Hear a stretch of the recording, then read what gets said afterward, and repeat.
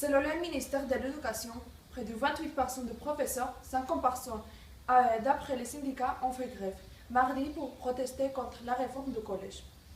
Des défilés sont organisés dans une cinquantaine de villes, dont Paris. La réforme du collège présentée il y a 2 mois se fera comme prévu à la rentrée 2016, assurait la ministre de l'Éducation, car elle est indispensable. La ministre, Najat Vallaud-Belkacem, a dit à tous ceux qui ont fait grève ou pas qu'elle les entend et qu'elle est là pour lever chacun de ses inquiétudes.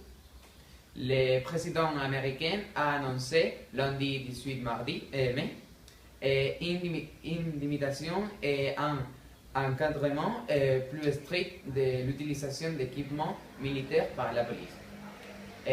La mesure était attendue depuis les violents émeutes de Ferguson et de Baltimore. Désormais, les policiers américains ne pourront plus se balader à bord de véhicules blindés, ni porter d'armes à feu de très gros calibre, ou encore certains uniformes de camouflage, comme on a pu le voir lors des violentes manifestations de Ferguson en août 2014. Attentat suicide dans une mosquée chiite dans le village de l'Est d'Arabie Saoudite. Vendredi 22 mai. À peine les corps des victimes évacués, les habitants sont sortis dans la rue pour dénoncer les autorités saoudiennes. Et l'explosion s'est produite à l'heure de la grande prière de vendredi dans la province orientale où vivent la majorité des chiites d'Arabie Saoudite. L'attentat a fait au moins 20 morts. Notre observatrice Andrea Rascon vit à Qatif. Elle s'est rendue à la mosquée quelques minutes seulement après l'attentat. Bonjour Andrea, est-ce que tu peux nous raconter comment a été l'ambiance après ce tragique attentat? Quelques minutes après l'attentat, des dizaines d'habitants se sont rapidement rassemblés à l'entrée de la mosquée et ont entonné des chants à la mémoire des victimes. L'ambiance était dénue. Quand les forces de l'ordre ont déployé des véhicules blindés autour de la mosquée, les gens ont demandé aux officiers de se retirer pour ne pas attiser les tensions. Les policiers ont accepté de partir.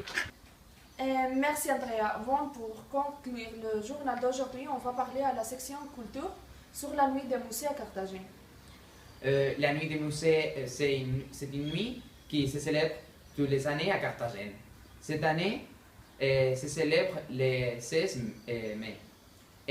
Mais maintenant, pour finir, on va vous laisser avec quelques images de cette soirée. Merci à tous et à demain. Muy bonita.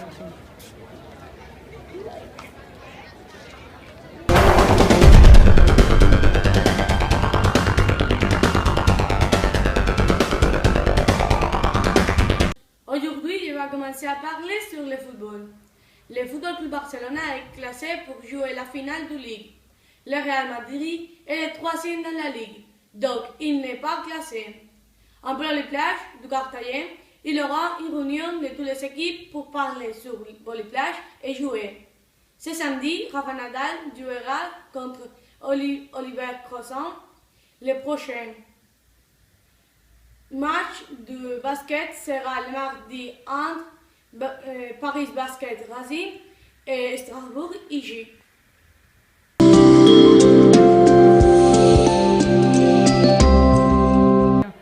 Bonjour à tous. Le temps pour cette semaine est mauvais. Il va faire un temps noyau et il va pleuvoir sur différentes régions de la France. Aujourd'hui, lundi, il va pleuvoir à Rennes et à Chartres. Il va faire du soleil au sud et il va faire un moyen d'1 degré au nord de la France. Demain, mardi, il va pleuvoir au nord et au sud. Il y aura des nuages au centre de la France. Il fera chaud à Bastia, environ 25 degrés. Et pour finir, après-demain, mercredi, il va faire l'orage à Paris, mais il va pleuvoir au sud-ouest et à l'est à Annecy. Bonsoir, à demain.